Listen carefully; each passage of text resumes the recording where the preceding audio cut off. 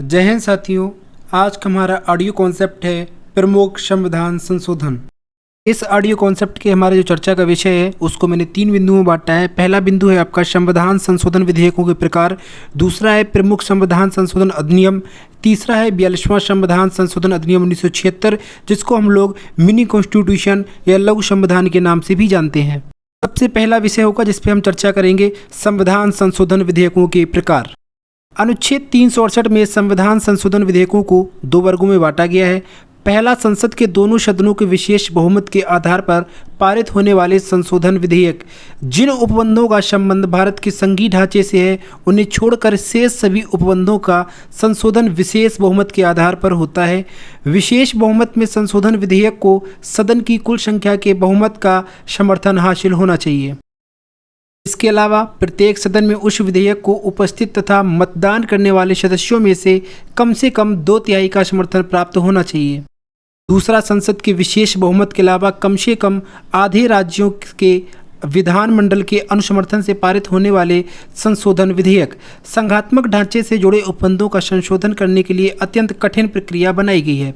इसमें शामिल उपबंधों में राष्ट्रपति के निर्वाचन से जुड़े प्रावधान, संघ और राज्यों के मध्य विधायी शक्तियों के वितरण से जुड़े प्रावधान तथा अनुच्छेद 368 में वर्णित प्रावधान है। अनुच्छेद 368 पैरा सेकंड में बताया गया है कि ऐसे प्रावधानों से जुड़े संविधान संशोधन विधेयकों को दोनों सदनों से विशेष बहुमत द्वारा पारित किया जाना आवश्यक है।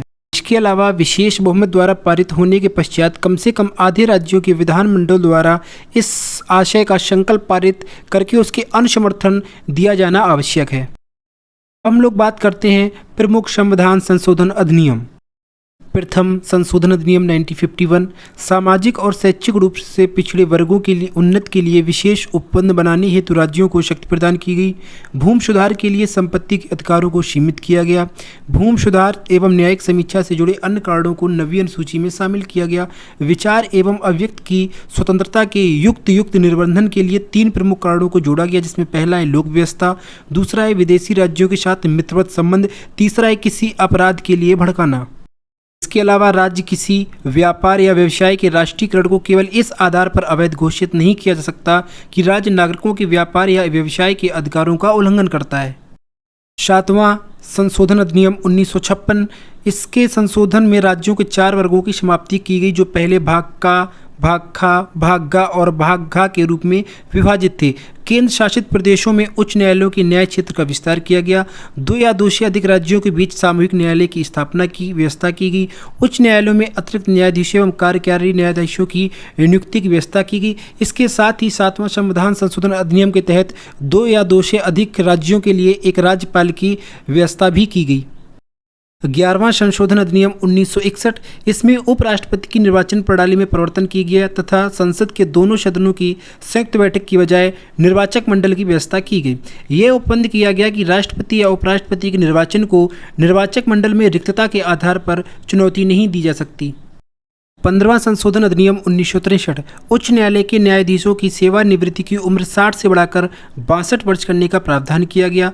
उच्च न्यायालय के सेवानिवृत्त न्यायाधीशों की किसी उच्च न्यायालय में कार्यकारी न्यायाधीश के रूप में नियुक्ति का व्यवस्था का भी प्रावधान किया गया। एक उच्च न्यायालय से दूसरे उच्च न्यायालय में स्थानांतरण पर न्यायाधीशों को क्षतिपूर्ति भत्ते का भुगतान किए जाने की भी व्यवस्था की गई। उच्च न्यायालय के सेवानिवृत्त न्यायाधीशों की उच्चतम न्यायालय में स्थायी न्यायाधीशों के रूप में नियुक्ति की भी व्यवस्था की गई। उच्चतम एवं उच्च न्यायालय के न्यायाधीशों की उम्र के निर्धारण हेतु प्रक्रिया की व्यवस्था भी की गई। 16वां संशोधन अधिनियम 1963, राज्यों को वाक एवं अभिव्यक्ति की स्वतंत्रता, राष्ट्र की संप्रभुता और अखंडता में हित में युक्त प्रतिबंध लगाने की शक्ति भी प्रदान की गई। 3री अनुसूची में संशोधन द्वारा विधानमंडल के निर्वाचन में भाग लेने वाले अभ्यर्थियों, विधानमंडल के सदस्यों, मंत्रियों, न्यायाधीशों और भारत के नियंत्रक और महालेखा परीक्षा द्वारा ली जाने वाली शपथ या प्रतिज्ञान के प्रारूप में संप्रभुता और अखंडता शब्द को भी शामिल किया गया। 24वां संशोधन अधिनियम 1971, संसद को यह अधिकार दिया गया कि संविधान के किसी भी हिस्से का संशोधन कर सकती है, चाहे वह मूल अधिकार ही क्यों न हो। राष्ट्रपति संवैधानिक संशोधन विधेयक को मंजूरी देने के लिए बाध्य कर दिया गया। 38वां संविधान संशोधन अधिनियम 1975 राष्ट्रपति द्वारा आपातकाल की घोषणा का निर्णय अंतिम और निर्णायक होगा और इसके अंतर्गत किसी भी आधार पर किसी भी अदालत में पूछताछ नहीं की जा सकेगी। राष्ट्रपति, राज्यपाल और केंद्र शासित प्रदेशों के प्रशासकों द्वारा अध्यादेश गैर बाध्य घोषित किया गया। राष्ट्रपति को बाह्य आक्रमण या युद्ध आक्रमण या आंतरिक अशांति के आधार पर राष्ट्रीय आपातकाल की घोषणा करने की शक्ति भी प्रदान की गई। 43वां संविधान संशोधन अधिनियम 1975 राष्ट्रपति, उपराष्ट्रपति, प्रधानमंत्री और लोकसभा अध्यक्ष से संबंधित विवादों को न्यायालय के क्षेत्राधिकार से बाहर रखा गया। इन सब का निर्धारण संसद द्वारा निर्धारित प्राधिकरण के द्वारा किया जाएगा। साथ ही 9वीं अनुसूची में कुछ केंद्रीय अधिनियमों को जोड़ा गया।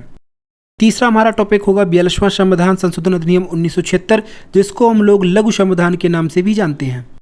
इस अधिनियम को लघु संविधान के रूप में जाना जाता है। इसके तहत स्वर्ण सिंह समिति की सिफारिश को प्रभावी बनाया गया। समाजवादी, पंथनिरपेक्ष और अखंडता 3 नए शब्दों को प्रस्तावना में भी जोड़ा गया। इसके नए भाग 4 का को जोड़ा गया जिसमें नागरिकों के लिए मौलिक कर्तव्यों का प्रावधान किया गया। राष्ट्रपति को कैबिनेट की सलाह मानने के लिए बाध्य कर दिया गया। 1971 की जनगणना के आधार पर 2001 तक लोकसभा सीटों एवं राज्य विधानसभाओं की सीटों को सुनिश्चित कर दिया गया। संवैधानिक संशोधन को न्यायिक जांच से बाहर किया गया।